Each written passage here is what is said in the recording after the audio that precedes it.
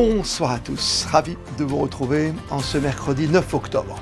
Toute l'actualité près de chez vous, reportages, interviews, portraits et votre météo à venir avec des signes encourageants en vue du retour du soleil enfin sur la principauté ces prochaines heures. À la salle Garnier hier soir, la toujours très attendue proclamation du palmarès des lauréats des différents prix de la Fondation Prince-Pierre. La découverte d'un tout nouvel espace de repos pour les marins et puis le début des 24e assises de la sécurité informatique avec un thème choisi, emprunté même aux derniers Jeux Olympiques et Paralympiques de Paris pour évoquer la cybersécurité ensemble. Un motif de discussion, d'échange et de partage dont nous parlera l'organisatrice Maria Iacono dans un court instant. Nouvelle date, nouvelle expérience pour le Festival international d'orgue passé du mois d'août au mois d'octobre. Le directeur artistique de l'événement, Olivier Vernet, nous présentera les temps forts. Et comment ne pas évoquer une compétition autour d'une recette ancestrale? Le pâté croûte, une manche de sélection au championnat du monde, a eu lieu hier au Monte Carlo One. Le palmarès 2024 de la Fondation Prince-Pierre a été dévoilé hier à la salle Garnier, place du Casino, en présence de sa présidente, son Altesse Royale, la princesse de Hanovre, et de ses filles, Charlotte Casiraghi et Alexandra de Hanovre. Reportage signé Christinda Petit-Homel et Julien Laugier. Chaque année, la Fondation Prince-Pierre décerne plusieurs distinctions. Hier soir, à la salle Garnier, ce sont la musique et la littérature qui étaient à l'honneur pour cette 58e cérémonie de proclamation des prix de la Fondation.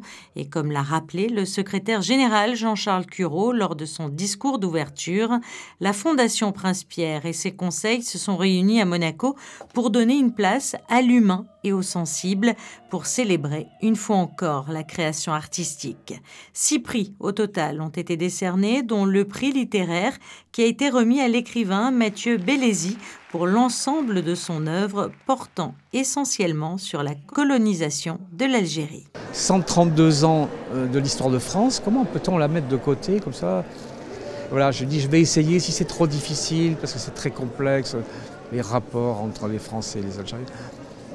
Et puis voilà, je me suis pris au jeu, j'ai écrit un premier roman et j'ai trouvé, c'est ce que je disais, j'ai trouvé sur la terre algérienne un territoire littéraire. C'est la première fois qu'on me donne un prix pour l'ensemble de mon œuvre. Ça fait quand même au moins 25 ans que j'écris, que je construis cette tétralogie algérienne.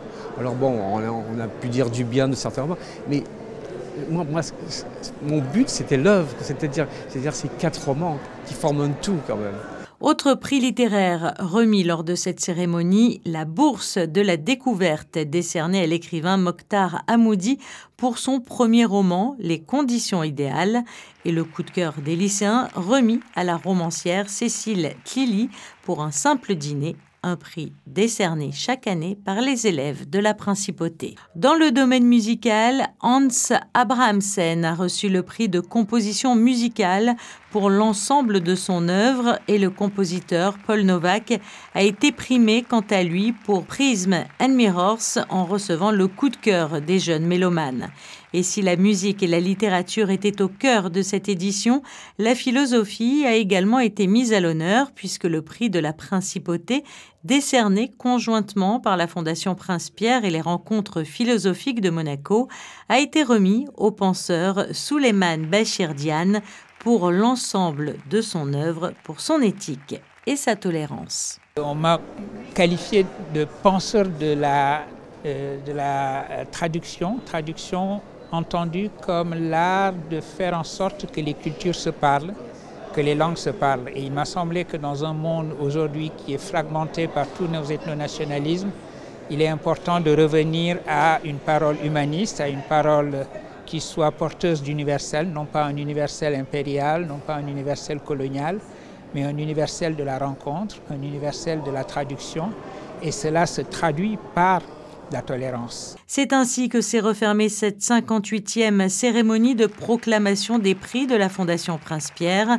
Prochain rendez-vous, le lancement de la nouvelle année du coup de cœur des lycéens, le 16 octobre prochain au lycée Albert Ier. Et ce matin, les lauréats de cette année ont reçu leur prix dans les salons du Palais Princier en présence du prince souverain. Le Grimaldi Forum accueille depuis ce matin la 24e édition des Assises de la sécurité informatique. Et sans plus tarder, on va retrouver sur place l'organisatrice de cet événement, plus que jamais dans l'air du temps. Maria Iacono est avec nous. Bonsoir madame. Bonsoir. Des assises marquées du sceau de l'emblème, tout simplement, ensemble, propre aux Jeux Olympiques qui viennent de se dérouler en France. Hein. Absolument. Un thème qui nous a inspiré l'année dernière en préparation de cette 24e édition. Et on était en préparation, justement, la communauté de la cybersécurité était en train de se préparer pour le grand marathon des Jeux Olympiques et Paralympiques de Paris 2024. Oui, c'est encore une musique évidemment qui résonne. Il n'y a pas eu de souci pendant les Jeux Olympiques et Paralympiques finalement dans votre domaine? Il y a eu des soucis, il y a eu une grande préparation en amont de ces Jeux et il y a eu un beau record. Vraiment un beau record au niveau des chiffres de cybersécurité qui ont été communiqués à la clôture des JO le 10 septembre par l'ANSSI. D'ailleurs, l'ANSSI, l'Agence nationale de la sécurité des systèmes d'information, présentera en ouverture de cette 24e édition les chiffres définitifs et on fera vraiment ce qu'on appelle nous un rétex, un compte-rendu de cette période. C'est une belle base de travail en tout cas ce thème ensemble bien sûr parce que dans le monde entier, on le sait, que ce soit pour des élections, que ce soit dans des hôpitaux, contre des médias et plus récemment avec ces tragiques événements au Liban, avec ces beepers à distance, ce talkie-walkie, c'est quelque chose qu'il faut contrôler aujourd'hui, on ne peut le faire qu'ensemble, la planète entière? Et oui, et ce qu'on a souhaité ici à Monaco pour cette 24e édition des Assises, c'est vraiment construire un parcours thématique de comment déployer ce mot ensemble. Je ne voudrais pas qu'on pense qu'ensemble a juste été une tagline, un effet de mode ou de communication. On a vraiment très concrètement dessiné et programmé des moments où on aide nos experts à mieux faciliter le travail ensemble, que ce soit au sein de sa propre organisation, donc entreprise, mais aussi en mode réseau, en dehors de l'entreprise, en mettant des explications sur le qui fait quoi dans ce monde, sans compter tout le contexte de l'ingérence de l'information qui perturbe notre communauté et nos sociétés.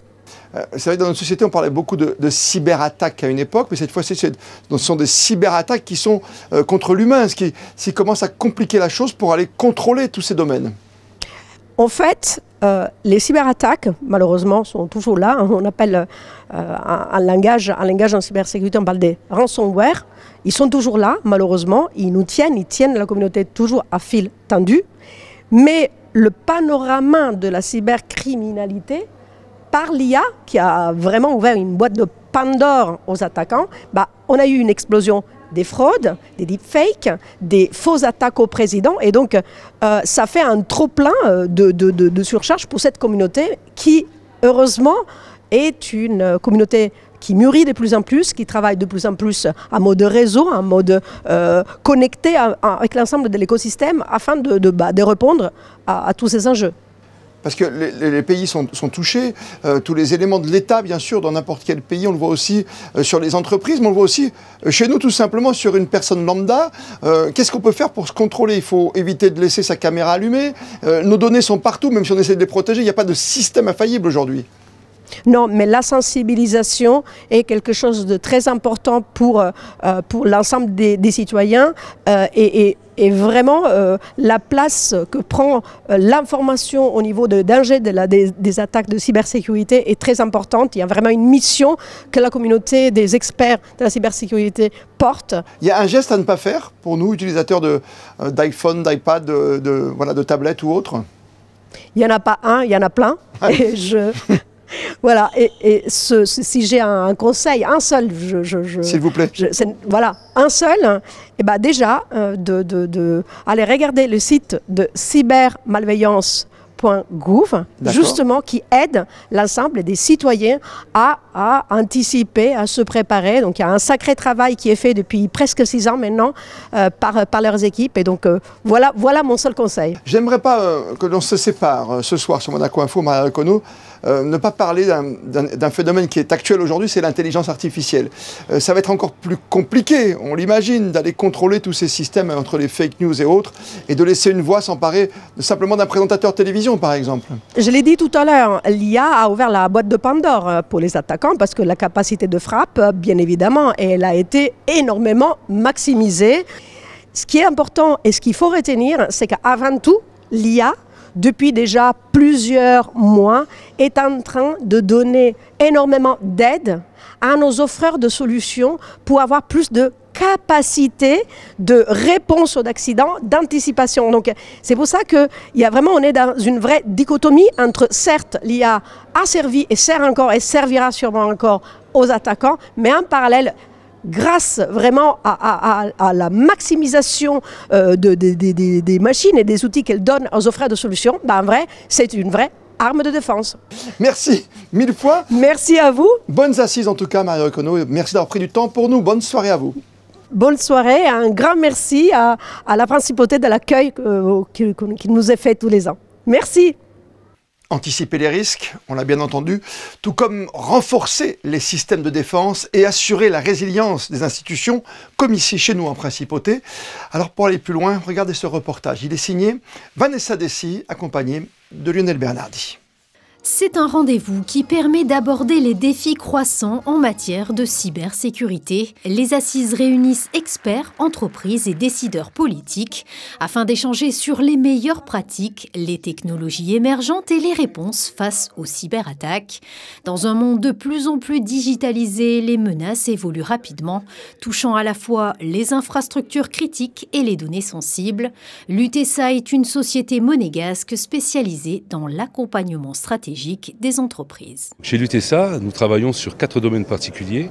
Un des premiers domaines, c'est la connectivité. La connectivité, c'est tout ce qui est réseau LAN, Wi-Fi, que nous mettons en place dans les entreprises. Nous en faisons le maintien en conditions opérationnelles aussi. Nous avons une entité spécialisée dans la cybersécurité. Nous avons plus de 50 partenariats avec des éditeurs de cybersécurité du marché. Et nous sommes chez certains support partners de par l'exigence en fait, de nos consultants à être hyper spécialisés dans les technologies. Nous travaillons également sur les technologies cloud et avons une dernière business unit qui est dédiée à la gouvernance des risques où nous amenons les entreprises à être certifiées selon les dernières normes de cybersécurité. Monaco Cloud est la plateforme souveraine de cloud en Principauté. Sa mission principale est de fournir des solutions de stockage et de gestion de données sécurisées pour les entreprises locales et internationales, tout en respectant les normes strictes de confidentialité. L'objectif principal de Monaco Cloud, c'est de garantir que les données de nos clients sont sur des environnements souverains, sécurisés, avec des standards de sécurité élevés.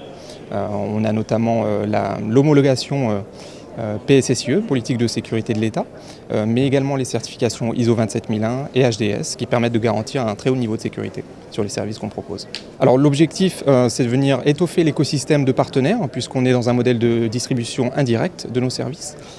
On va avoir d'un côté des partenaires plutôt de type intégrateur qui vont déployer l'infrastructure pour le compte de clients finaux et des partenaires de type éditeur de solutions qui vont plutôt déployer leur propre offre SaaS à destination des clients en Principauté. La 24e édition des Assises de la cybersécurité se déroule au Grimaldi Forum jusqu'à samedi. Et direction le port de Monaco où un tout nouveau lounge a été inauguré hier soir, un espace spécialement conçu pour accueillir les équipages de navires en hivernage. Un lieu de détente et de convivialité qui offre désormais à ces marins un refuge chaleureux pendant la saison froide. Véritable symbole de l'hospitalité monégasque et du soutien envers ceux qui sillonnent nos mers. Je vous propose d'écouter Olivier Lavagna qui évoque l'objectif de ce projet au micro de Vanessa Dessy. L'objectif, il est double. C'est en période hivernale, quand un bateau se pose, on va dire, après la saison, et qui n'a pas de chantier à faire, il cherche un port. Et donc à Monaco, on est content d'accueillir. Et pour maintenant les yachts et les grands yachts, un service qui est de plus en plus apprécié, c'est pour les équipages. Pour en fait le capitaine du bateau, son personnel, il va choisir le port pour que son personnel soit le mieux. Et à bord du bateau, l'équipage, il n'a accès à rien à part sa couchette. Et donc, il est important de pouvoir leur proposer un service où ils vont pouvoir venir faire du sport, un coin détente. Donc en fait, ce local qu'on a sur la digue, qu'on a dans notre concession, dont nous avons la gestion, il était inutilisé ou très peu parce que c'était ce qu'on appelait le terminal 2 croisière quand éventuellement 2 bateaux étaient amarrés, accueillis, ce qui se produit en fait pas dans le mode de fonctionnement. Donc ce local, à Monaco, le mètre carré est rare et cher. Et là, on avait un local qui est, quand il y a des croisières, est dans un périmètre de sécurité, donc difficile à exploiter.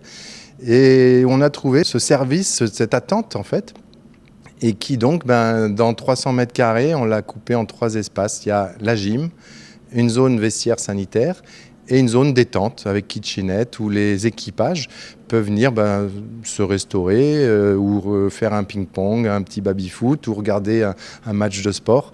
Et donc voilà, on a une capacité de 50 personnes. Et sachez que ce nouvel espace est également offert toute l'année à tout le personnel de la Société des Ports de Monaco.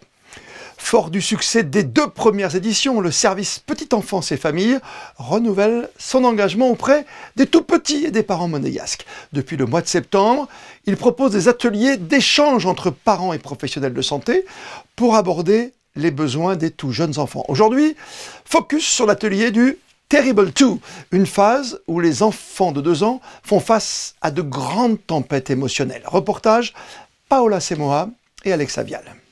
Le terrible tout ou la crise des 2 ans, c'est ça.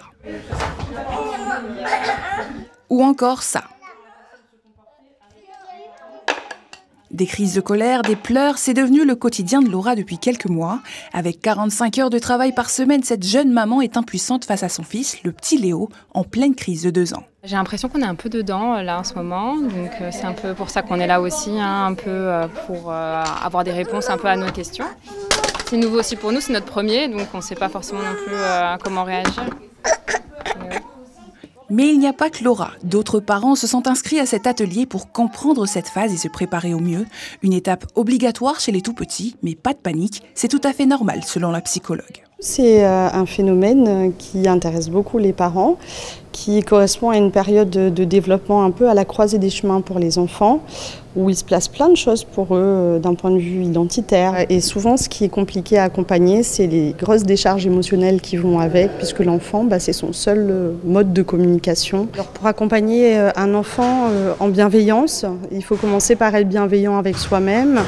Et accepter parfois que les émotions sont contagieuses et qu'on a aussi besoin de trouver de la ressource pour soi.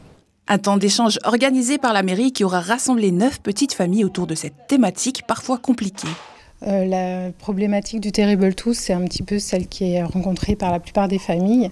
C'est un peu le passage obligé où on voit les enfants qui se mettent en colère, on a l'impression pour rien et qui peuvent des fois faire des grosses crises devant tout le monde. Le but, c'est que chaque parent expose un peu sa problématique. Souvent, les autres parents participent et donnent leurs solutions. Au prochain atelier, ils aborderont la question du sommeil de l'enfant le 19 octobre prochain, toujours aux espaces parents. Une histoire de goût maintenant pour les petits et les grands. Le pâté croûte ou le pâté en croûte. C'est un peu comme pain au chocolat ou chocolatine. Vous choisissez. Eh bien, une compétition sélective pour le championnat du monde de la spécialité vient d'avoir lieu au One Monte Carlo. C'était mardi après-midi, autour de ce plat traditionnel qui date du Moyen-Âge. Retour sur cet événement avec Fabien Bonilla et Julien Loger qui ont absolument tout goûté. 10 chefs de la principauté ont participé à cette compétition organisée par la confrérie du pâté croûte. C'est une présélection. Le vainqueur ira en finale des championnats du monde pour représenter Monaco le 2 décembre à Lyon. Parmi les membres du jury, le prince Albert II et sa sœur, la princesse Caroline. Ils étaient accompagnés de prestigieux chefs tels que Jacques Maximin, Christophe Cussac, Christian Garcia ou encore par exemple Guillaume Gomez. Tout au long de l'après-midi, le jury et les convives ont goûté les pâtés croûtes à raison de 10 minutes d'intervalle. L'ordre de passage a été au préalable tiré au sort et le jury ne connaissait pas le chef à l'origine du plat goûté. Le championnat du monde existe depuis 15 ans. Attention, c'est du sérieux. On ne plaisante pas avec le pâté croûte. Quand il y a 15 ans, quand on crée ce concours, on se rend compte que 95% de la production est industrielle. Et on peut dire qu'aujourd'hui, grâce à ce concours, on a revalorisé un produit de la tradition culinaire française qui était un petit peu à l'abandon. Et aujourd'hui, on voit des pièces, vous allez voir aujourd'hui, peut-être des pièces d'exception, et nous on en est très fiers. Il y a beaucoup de critères. Le critère principal, j'expliquais tout à l'heure au candidat, numéro 1, qui est éliminatoire, c'est la gelée. Des fois on peut être surpris lorsqu'on coupe le pâté, qu'on découvre qu'il n'y a plus de gelée parce que la gelée a coulé. Donc ça, il y a une note qui est importante, s'il n'y a pas de gelée, le candidat c'est sûr qu'il ne sera pas qualifié. Donc je les ai prévenus en les alertant. Ensuite, il y a la cuisson de la pâte. La cuisson de la pâte, souvent on a des surprises à l'intérieur, la pâte elle peut être un peu épaisse et à l'intérieur il peut manquer de cuisson. Et comme on est là pour choisir le meilleur qui éventuellement peut être champion du monde, on va être très dur dans les notes techniques et à chaque fois ça va se jouer à un détail près. Le pâté croûte est un classique de la gastronomie française. Les 10 chefs en compétition ont usé d'originalité pour faire la différence. Outre les ingrédients traditionnels, on a pu retrouver des produits originaux tels que du pigeon, du lard de colonnata, des morilles, des trompettes de la mort, du citron vert, des figues, du magret de canard et j'en passe. 10 chefs qui ont pris cette compétition au sérieux. Ça représente un peu la quintessence du métier de cuisinier de charcuterie, de cuisine. Il y a de la pâte et puis il y a cet aboutissement où vous faites votre pâté en croûte et vous ne savez qu'à la fin, quand vous mettez le premier coup de couteau dedans, si le pâté est réussi. Donc il y a toujours un peu cet émerveillement, même après des années et des années, comme une recette réussie. Et puis ça a un côté partage, un côté cuisine canaille qui correspond bien avec mon établissement et puis qui correspond bien avec ce qu'on aime partager aujourd'hui entre amis, que ce soit les clients au restaurant ou les amis à la maison.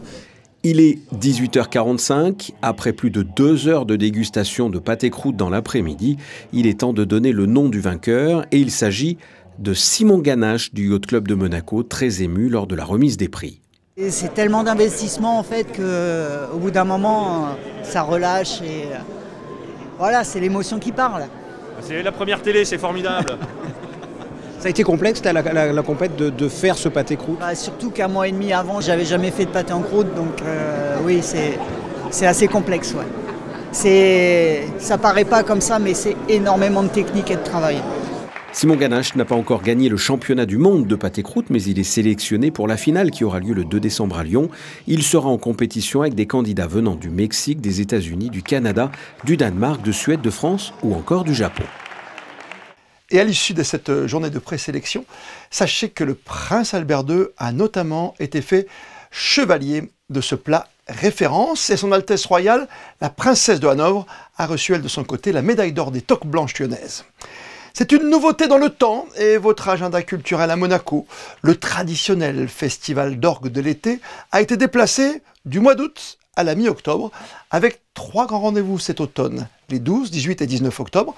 Et avec nous ce soir, son instigateur, le directeur artistique du festival, Olivier Vernet. Bonsoir à vous. Bonsoir. Grand festival attendu à Monaco, grand festival d'orgue avec 3 très belles soirées. Vous nous les présentez? Oui. Alors, trois concerts complètement différents et surtout dans 3 lieux différents. Et ça, c'est une grande première pour le Festival international d'orgue de Monaco. Jusqu'à maintenant, nous fonctionnions l'été et uniquement à la cathédrale.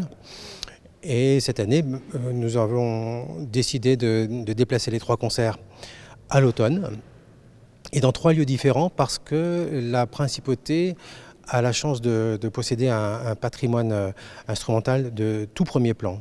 Là, évidemment, l'orgue de la cathédrale, c'est un instrument fabuleux, mais aussi l'orgue du Sacré-Cœur, le nouvel orgue du Sacré-Cœur, qui est un très très bon instrument, tout comme l'orgue de l'église Saint-Charles, qui est aussi un très très bel instrument.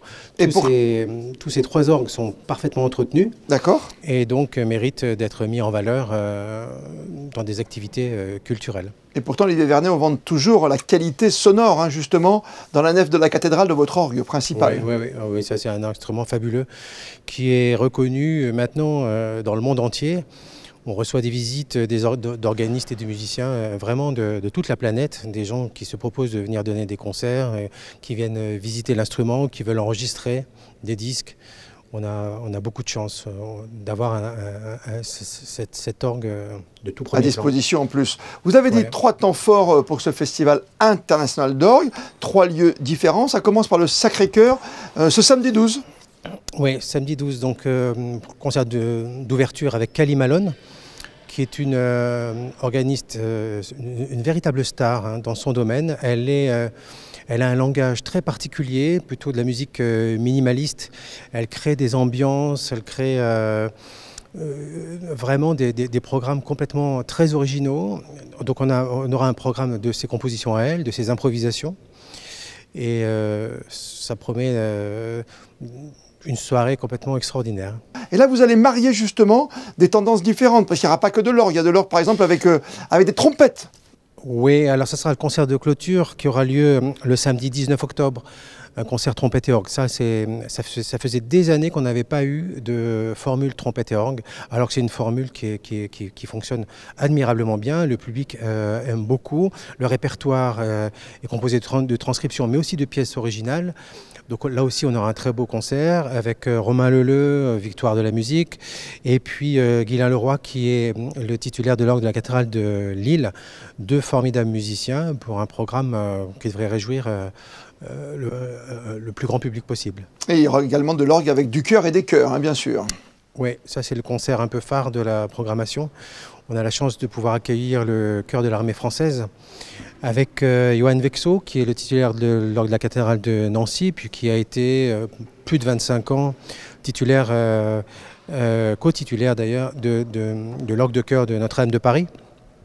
Et donc on aura un beau programme de musique sacrée, avec entre autres une messe de Maurice Duruflé, qui est un très grand compositeur du début du XXe siècle. Et on aura des pièces solo aussi au grand orgue pour faire entendre toute la palette sonore de ce très grand instrument. C'est une palette qui ira en gros du baroque jusqu'au contemporain, c'est bien ça? Exactement, exactement. On aura plus de 4 siècles de répertoire proposés en 3 soirées. C'est quelque chose qu'on peut, entre guillemets, reprocher, hein, j'ai bien mis les guillemets, le côté un peu, pas ancestral, le côté religieux, bien sûr, le côté peut-être désuet, ça fait partie des préjugés autour de l'orgue? Complètement, ça c'est vraiment des préjugés. On a l'impression on pourrait avoir l'impression que l'orgue sent l'encens. Alors évidemment, il a une activité cultuelle extrêmement importante, puisque c'est un acteur vraiment de la liturgie, mais il ne faut pas oublier que c'est un véritable instrument de musique pour lequel beaucoup de compositeurs ont écrit des chefs-d'œuvre. Et donc tout l'aspect culturel de l'instrument doit être mis en valeur. L'orgue est dans les églises, mais c'est un instrument à part entière. Merci mille fois d'avoir été avec nous, Olivier Vernet, ce soir sur Monaco Info. Merci. Ceux qui font Monaco, comme tous les mercredis, votre rendez-vous avec Christine Petit-Homel, qui s'est arrêtée aujourd'hui dans une, qui sait, de vos adresses préférées. Oui, aujourd'hui on se retrouve au 5 avenue Saint-Michel. Nous avons découvert pour vous une petite pépite nichée à quelques pas du casino. Upiamu Ufrescu, un nom bien monégasque, est ouvert depuis 18 ans déjà et fait le bonheur des pendulaires mais aussi des résidents.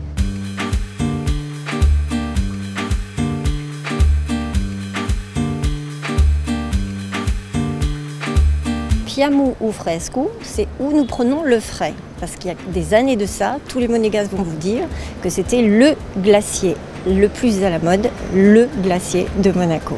Donc tout le monde se réunissait ici. Et alors aujourd'hui, est-ce que c'est encore un glacier? Non, ce n'est plus un maître glacier qui tient. Il était situé place Léo Ferré et quand le Parc Palace a été construit, ils sont venus s'installer ici et ça a changé de nomination. C'est devenu un petit snack, un petit restaurant, voilà, une petite crêperie au fur et à mesure. Et malheureusement, le terme de glacier s'est un petit peu effacé avec les années. Mais vous avez conservé le nom? Ah, toujours.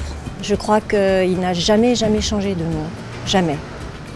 Et alors, qu'est-ce que vous proposez à la carte aujourd'hui? Des choses très très simples, croque-monsieur, salade, et nous avons surtout les galettes bretonnes et les crêpes sucrées, voilà. Quelle est l'ambiance de votre établissement? Très familiale, les gens viennent tous les jours quasiment, avec des enfants, sans les enfants. Ce sont des gens qui travaillent dans le quartier, donc ils savent qu'ils peuvent venir, c'est pas un gros budget. Donc tous les jours on les a et on se connaît, on s'appelle tous par les prénoms, c'est vraiment très familial. Vous l'aurez compris, Upiamu Ufrescu vous accueille du lundi au vendredi ici pour l'heure du déjeuner. Mais sachez également que l'établissement vous propose des petits déjeuners dès 7 h du matin. Notez-le déjà, dans 2 samedis aura lieu la prochaine journée du Monégour Hyper Café. L'occasion de bricoler, rafistoler, réparer vos objets du quotidien, bien loin du règne aujourd'hui de l'obsolescence programmée.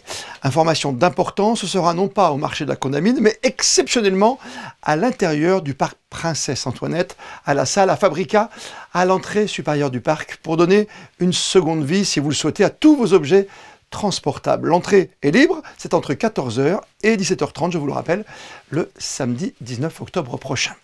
La météo, c'est avec vous, Christine Dapetit-Homel, et vous êtes porteuse ce soir de bonnes nouvelles pour ces prochaines heures. Eh bien, demain, mon cher Christophe, il fera nuageux le matin, ensoleillé l'après-midi.